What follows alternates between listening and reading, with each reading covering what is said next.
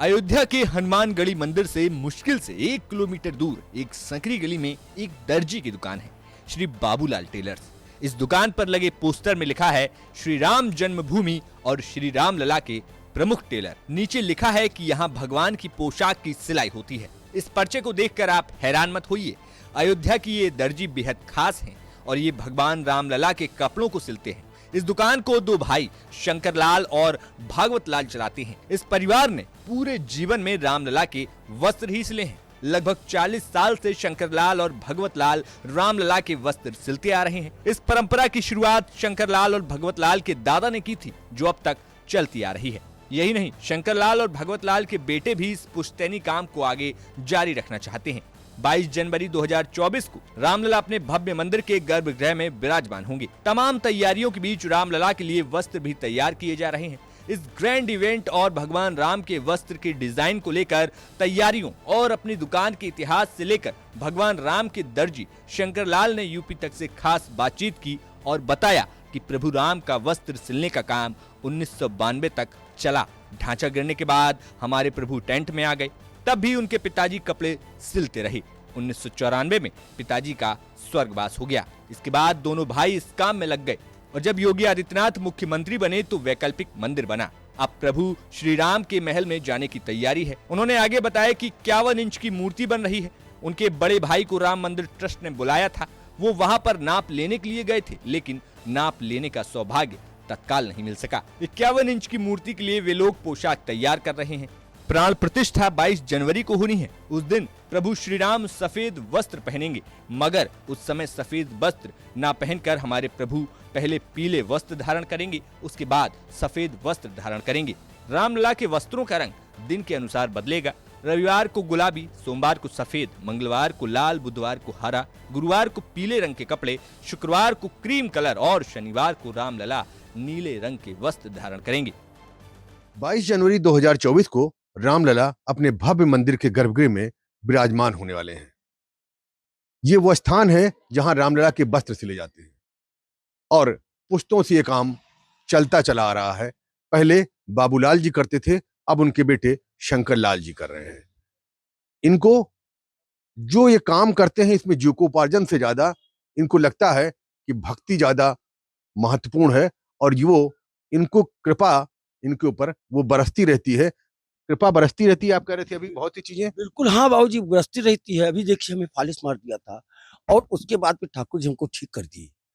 नहीं, फालिश मारने वाला आदमी लुंज लपंग हो जाता है, लेकिन ठाकुर जी की कृपा है कि हमारे आंख पे फालिश मारा नहीं, पूरा अंग हमारा बच गया। आंख पे फालिश मारा और 14 महीना हो गया हमें दवा करते हुए। बिल्कुल हम ठीक है, ठाकुर जी की कृपा से उनका पोशाक सिल रहे हैं।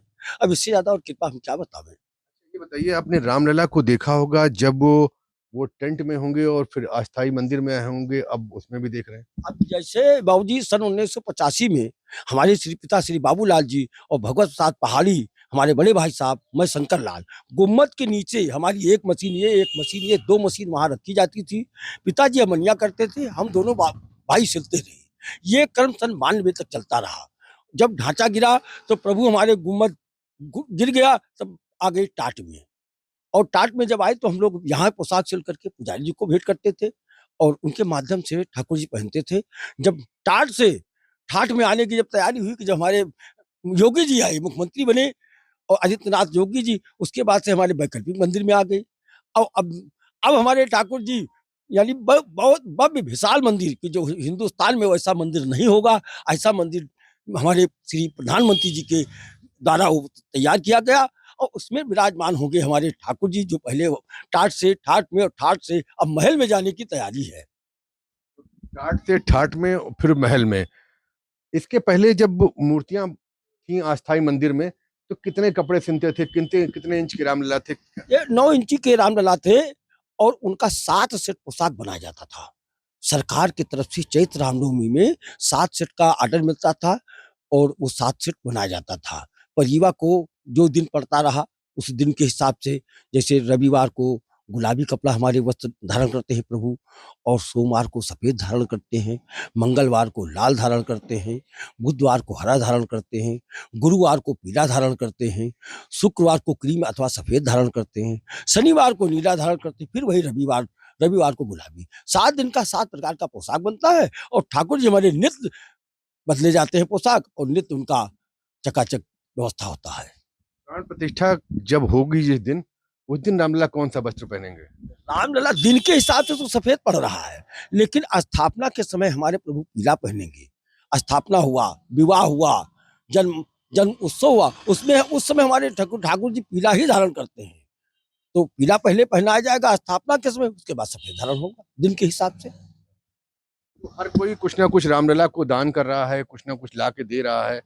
आप जब ये रामलला का आपके सिले हुए वस्त्र पहनेंगे तो किस तरह की अनुभूति है अब आपकी? अरे हमको तो अनुभूति मत कहिए बाबूजी, खुशी का हर्ष कहिए, कि हमें तो ये हर्ष हो रहा कि हम प्रभु का पोशाक तैयार कर रहे हैं। एक नहीं, हमारी चौथी पीढ़ी चल रही है पोशाक सिलते हुए। हम पैसे के लिए पोशाक नहीं सिलते, केवल जीवन हमारा निर्वाह हो रहा है, हमारे पास पैसा जमा नहीं हो रहा है। और ये हैदराबाद से देखिए पोशाक आया है हमारे रामलला के लिए, वो भी बनाया जाएगा, वो भी हमारे ठाकुर जी धारण करेंगे। तो पैसे की बात नहीं है, ये जीवन निर्वाह हमारा हो रहा है, क्योंकि हमें प्रभु की ही कृपा बनी रहे। पैसा ना मिले, लेकिन हमें कृपा सरकार का बना रहे। जैसे हमारे पुश्तैनी चल रहा, ऐसे ही चलती रहे, ठाकुर जी की कृपा बनी रहे। तो अब जो रामलला विराजमान होंगे वो कितने इंच के होंगे? उनके लिए किस तरह के कपड़े बनाएंगे? कुछ साइज वाइज तय किया? जैसे हमारे ठाकुर जी पहले जो विराजमान थे, जो वैकल्पिक मंदिर में आज तक विराजमान, वो तो विराजमान होंगे ही। और जो दूसरी मूर्ति यानी दूसरे विग्रह जो तैयार किए गए हैं, 3 विग्रह, वो भी बैठेंगे। तो जैसे हमारे पहले वाले ठाकुर जी का वस्त्र बनेगा, वैसे इनका 51 इंची का ये मूर्ति है, और इनका भी पोशाक उसी प्रकार बनेगा जैसे हमारे पहले प्रभु का बनता था, वैसे इनका ही बनेगा तीनों मूर्ति का, और ये भी स्थापित होगी। और प्रधानमंत्री के कर कमलों द्वारा 22 तारीख को जब ठाकुर जी पहनेंगे, तो उस समय का हर्ष, खुशी का क्या हर्ष है, इसका हम इसके लिए क्या बताएं। हमारे पास शब्द नहीं है इस खुशी का इजहार करने के लिए। खुशी के शब्द नहीं है। क्यों? क्योंकि महिमा है, और वो महिमा भक्ति में इनके शब्दों से कहिए के सामने बिखरती दिख रही है। और ये शब्द ही हैं जो किसी को भावनाओं को व्यक्त करने का सबसे उचित माध्यम होते हैं। लेकिन कभी कभी शब्द भी कम पड़ जाते हैं और आंखें बहुत कुछ कह जाती हैं। तो इनको भी ना तो पैसे की कोई वो है, ना ये है कि इनसे इनका रोजगार चल रहा है। बस इनको ये है कि इनको रामलला की भक्ति का सौभाग्य मिल रहा है। यही इनके लिए सबसे बड़ी खुशी का क्षण है, और अनमोल इनके लिए यादें भी हैं जो इनके साथ पुश्तों से चली आ रही हैं। बनबीर सिंह, अयोध्या, यूपी तक।